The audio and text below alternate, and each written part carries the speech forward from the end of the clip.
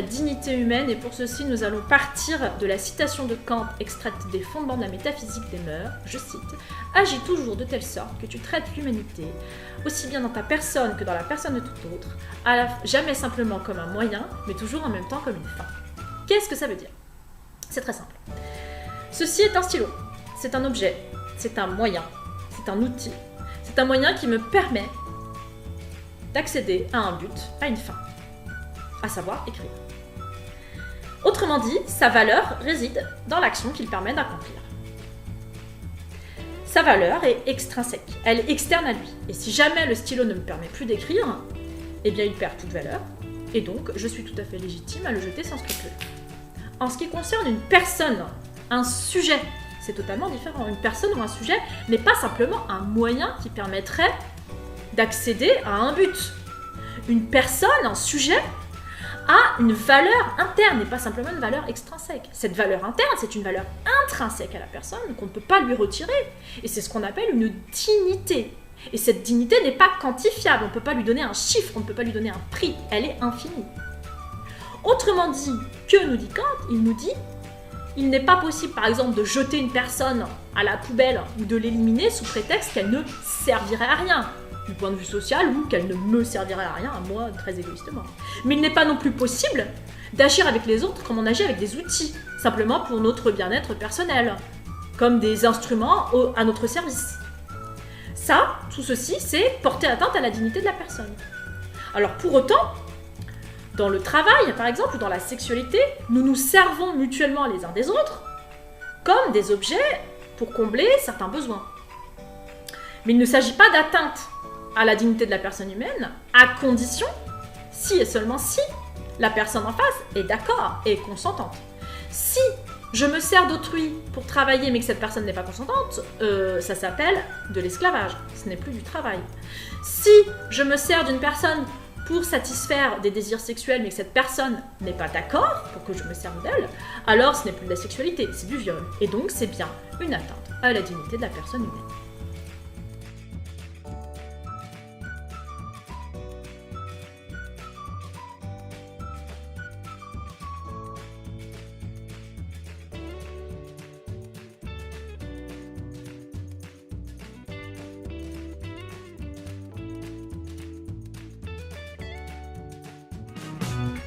La République, ses valeurs et le citoyen. À la Révolution et sous l'influence des philosophes des Lumières est rédigé un texte majeur, la Déclaration des droits de l'homme et du citoyen. Celle-ci est adoptée en 1792 et vise à faire reconnaître les droits naturels, inaliénables et sacrés de l'homme. Elle sera plus tard reprise par la Constitution de la Ve République. C'est donc un pilier historique qui va établir pour longtemps les valeurs de la République. Mais quels sont ces principes au juste? Liberté, égalité, fraternité. Ce sont les principes fondamentaux de la République française selon notre devise. Ces valeurs représentent les droits de chaque citoyen français, mais supposent aussi des devoirs. Il s'agit d'assurer le respect de ses droits et garantir la cohésion de sa nation. Ceci étant dit, penchons-nous sur chacune de ces valeurs. La liberté d'abord, c'est le droit de chacun de faire ce qu'il veut tant que cela ne nuit pas à autrui. Cette liberté est multiple. En effet, en France, chacun jouit de la liberté d'opinion, d'expression, d'information et de déplacement. L'égalité, c'est le principe selon lequel tous les citoyens et citoyennes, malgré leurs différences, disposent des mêmes droits et devoirs. Enfin, la fraternité, c'est le sentiment d'appartenance à la nation qui relie les citoyens. En principe, elle nous pousse à prendre des initiatives pour aider les plus démunis. Les plus grandes actions de ce type ont été la création de la sécurité sociale, la retraite, les allocations familiales et les indemnités de chômage.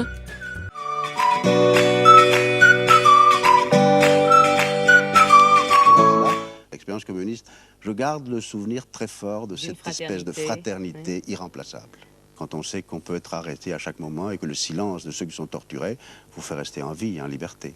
La négritude n'est pas fermeture sur soi, n'est pas racisme, La négritude est au contraire ouverture à tous les souffles du monde, à tous les apports des autres civilisations, car nous pensons que toute grande civilisation est métissage. Nous n'aurons réalisé notre but que quand le monde sera uni sous la diversité des races, des nations et des civilisations différentes.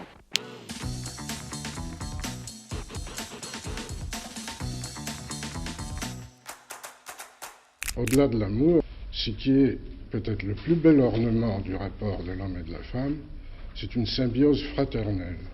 Mais les hommes et la femme pratiquent très rarement la fraternité, peut-être parce que, si vous excusez ma grossièreté proverbiale, parce qu'il n'y a pas d'orifice.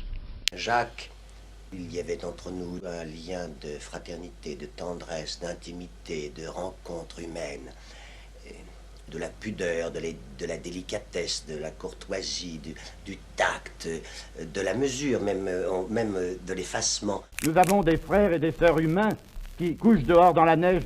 Faites quelque chose. Il y a une fourrière pour les chiens qui crèvent dehors. Est-ce qu'il sera dit que dans le peuple de France, il n'y aura pas un abri pour y mettre les hommes ou les femmes qui vont peut-être mourir? Je suis très concernée par la fraternité qui, en fait, est le problème de tous les hommes.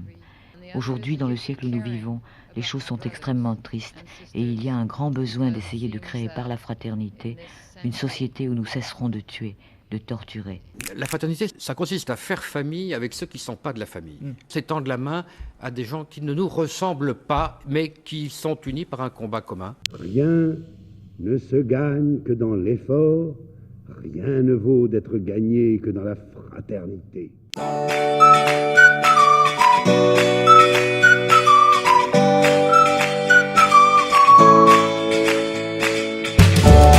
C'est quoi l'égalité entre les filles et les garçons? L'égalité est un principe qui dit que tous les êtres humains doivent être traités de la même manière. Et que, malgré leurs différences, ils disposent des mêmes droits. Ainsi, les filles et les garçons sont différents, mais cela ne doit pas les empêcher d'avoir les mêmes chances de réussir à l'école et dans leur vie future. Mais comment faire pour que l'égalité soit respectée? Ce n'est pas facile, car des idées toutes faites circulent au sujet des filles et des garçons. Ce sont des stéréotypes. Sans que l'on s'en rende compte, les filles et les garçons sont enfermés dans des rôles. Ainsi, on a du mal à imaginer que les filles soient fortes en maths, au karaté, au rugby, et qu'elles s'éclatent avec des jeux vidéo d'action. Et que certaines filles choisissent de devenir pilotes de chasse, conductrices de grue, chefs d'entreprise, ou même présidentes de la République. Tout comme on a du mal à croire que les garçons puissent aimer lire des romans d'amour, s'intéresser à la mode, ou faire de l'équitation. Et que certains garçons rêvent d'être instituteurs, infirmiers, secrétaires, danseurs, ou hommes au foyer.